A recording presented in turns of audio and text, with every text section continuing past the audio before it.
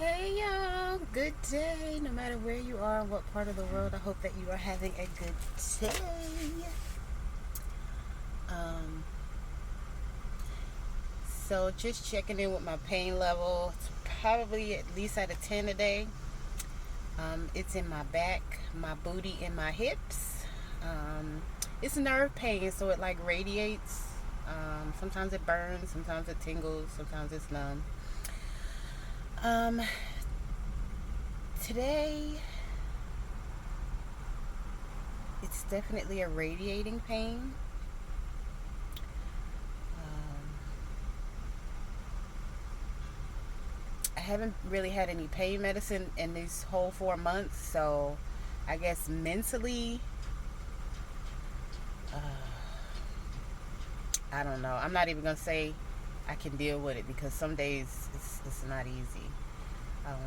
Um, I have a high tolerance for pain, so on the days that it's not easy, those are the days that I cry. But I was working through the pain for like weeks before I even went out on temporary disability. So, but no matter what, the goal is to live your life like it's golden. No matter what you're going through, no matter how bad it seems at the moment, um, I just do my best to make the best of every situation. Um, I sometimes tell the story of one of my best friends, and I'm going to try to get through this without crying. um,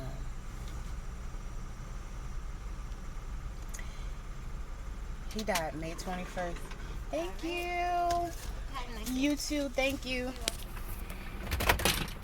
He died May 21st of 2016, which was my son's 23rd birthday. And 23 is 5, and 5 represents change. And I'm not religious, but I am very spiritual. And so at his funeral, the pastor said, live each day as if it's your last. And normally, well, we've heard that before. But when you lose someone that close to you, it hits different. Because you don't expect someone to die at 42 years old. He and I were friends for 21 years, and we never had an argument. We never kissed. We never had sex or anything like that. We were genuinely very good friends, and we could talk to each other about just about anything.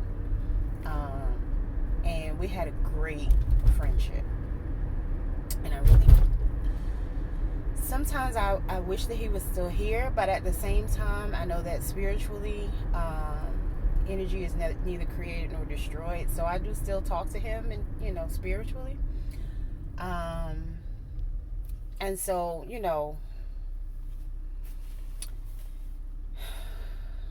it's different, of course, because I'm not getting an answer back. He was like comic relief. He was a Sagittarius, and most Sagittarians are hilarious. So he would just make me laugh, and I would make him laugh, and so it was a beautiful exchange of energy. And he was a really good person, the type of person that if you had a flat tire at 4 o'clock in the morning and he considered you a friend, he would get up out his bed and help you out. So he was that type of person, and you don't come across those type of people all the time. And ironically, his name was Lord. So I love my Lord. He was a great person. He is still a great person because, again, energy is neither created nor destroyed. So his memory is still alive and well, and all of his family and friends. So I miss him.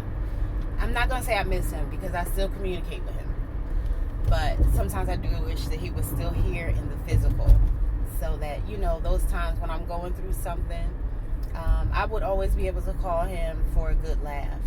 So it's different not being able to reach out and get that good laugh from him when I was able to get it for 21 years. So again, 5 represents change. So a lot changed. But again, too, that put life into a different perspective for me. And I have made it a definite effort. Like I was already, full of joy. And so now I do my best even more so to be happy, because life is too short. Again, you don't expect someone to pass away in their 20s or their 30s or their 40s. That's even 50s, because it's still very young. And so again, when it's somebody that you've been friends with for so long and that you had such a great connection with. Now,